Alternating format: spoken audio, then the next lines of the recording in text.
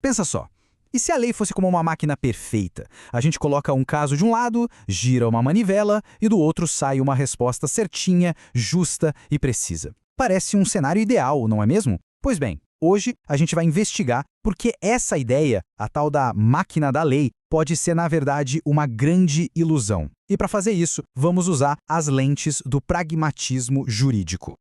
De um lado, o formalismo nos oferece uma ideia bem confortável, a de que a lei é um mecanismo neutro que funciona sozinho. É uma ideia que atrai, que dá segurança. Mas aí vem o pragmatismo e nos joga uma verdade bem mais desconfortável. A lei é, na verdade, uma criação humana. Uma criação que envolve criatividade e que muitas vezes não tem uma única resposta certa. É exatamente nesse choque de ideias que a nossa análise de hoje vai se aprofundar. Então, o nosso roteiro de hoje é quase uma demolição construtiva. Primeiro, vamos entender direitinho qual é essa promessa do formalismo. Depois, a gente vai demolir essa ideia com 4 críticas bem fortes, sobre as regras, o papel do juiz, a linguagem e a lógica. E no final, vamos ver o que a gente consegue construir a partir desses escombros. Ok, vamos começar entendendo o nosso alvo. O formalismo jurídico não é só uma teoria de livro, não. É uma promessa muito poderosa, uma promessa de ordem, de certeza. Mas por que essa ideia de um sistema perfeito é tão fascinante para tanta gente?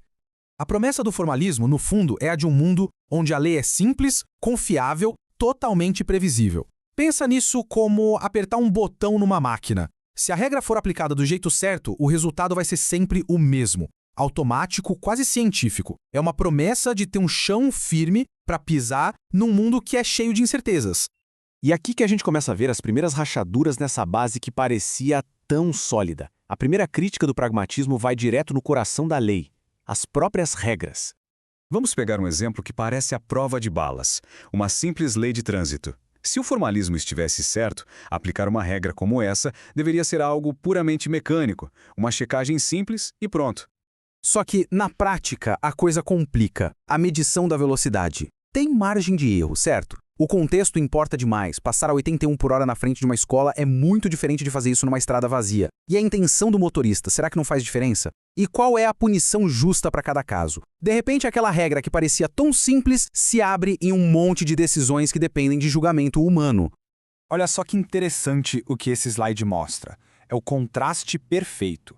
A promessa formalista de um resultado único, mecânico, bate de frente com a realidade que o pragmatismo aponta, onde a aplicação da regra exige escolhas e, no fim, pode levar a várias conclusões diferentes.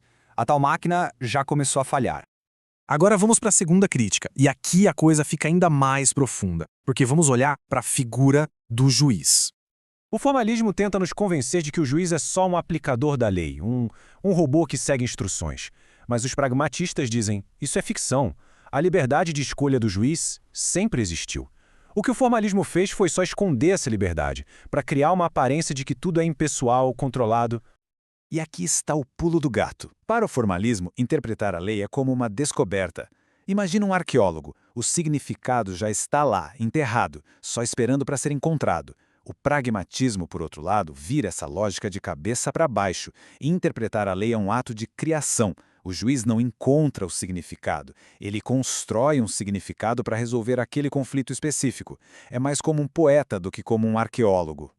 E onde é que essa criação acontece? Bom, em todos os momentos cruciais de um julgamento. Na hora de decidir quais fatos são importantes, de escolher qual precedente do passado se encaixa melhor, de acreditar ou não numa testemunha, de definir a sanção, em cada um desses passos, a tal da neutralidade se mostra uma ilusão. O juiz está, inevitavelmente, fazendo escolhas. A terceira crítica vai direto na ferramenta de trabalho do direito, a linguagem. Esse conceito de textura aberta é simplesmente genial. O que ele diz é que nenhuma palavra que a gente usa é 100% precisa. Toda palavra tem um núcleo de significado claro, onde todo mundo concorda, mas sempre vai ter uma zona cinzenta ao redor, uma penumbra, onde a aplicação daquela palavra fica meio duvidosa. Para ficar bem claro, vamos pensar na palavra cão. Um labrador, sem dúvida, está no núcleo claro. Um gato está claramente fora. Mas, e um lobo? Um lobo está nessa zona cinzenta, na penumbra. Agora, imagina que a lei, que é toda escrita com palavras como essa, herda essa mesma imprecisão. E o ponto mais forte é este. Essa imprecisão não tem como ser eliminada. Cada vez que a gente tenta definir uma palavra vaga usando mais palavras, a gente só cria mais termos que também vão precisar de definição. É um ciclo sem fim. Essa vagueza da linguagem não é um defeito que precisa ser consertado. É uma característica do material com que as leis são feitas. Chegamos ao ataque final, e ele é direcionado ao pilar central do formalismo, a ideia de que o raciocínio jurídico é pura e simplesmente lógica. O formalismo adora essa estrutura lógica super elegante, o silogismo. Funciona assim: a lei é a regra geral, a premissa maior. Os fatos do caso são a premissa menor. E a conclusão parece que surge sozinha, de forma automática, inevitável. O problema já começa aqui. Como a gente acabou de ver, a mesma lei pode ter várias interpretações. Então, qual dessas versões da lei a gente deve usar como a premissa maior? A escolha de qual interpretação usar não é um ato de lógica, é um ato de julgamento. E a mesma coisa vale para os fatos. Classificar os acontecimentos de um caso para que eles se encaixem na lei também é um ato de interpretação. Um ato foi apropriação ou não foi? Isso depende de como quem julga escolhe enxergar a situação. Ou seja, a premissa menor também não vem pronta, ela é construída. Então, a conclusão do pragmatismo é simplesmente devastadora para o formalismo. O silogismo não é uma máquina de dedução. Ele é só uma estrutura que esconde uma série de escolhas criativas e humanas. As premissas não são encontradas prontas na natureza. Elas são escolhidas. Ok, depois de ter demolido os pilares do formalismo, o que será que o pragmatismo nos oferece para construir no lugar? Este slide aqui resume tudo de uma forma brilhante. O pragmatismo troca a ilusão de regras mecânicas pela verdade de que elas são indeterminadas. Troca a ficção do juiz neutro pela realidade de que ele é um criador. A ideia de uma linguagem precisa pela sua textura aberta e a suficiência da lógica pela necessidade de criatividade. E tudo isso nos leva a uma pergunta final, bem provocadora.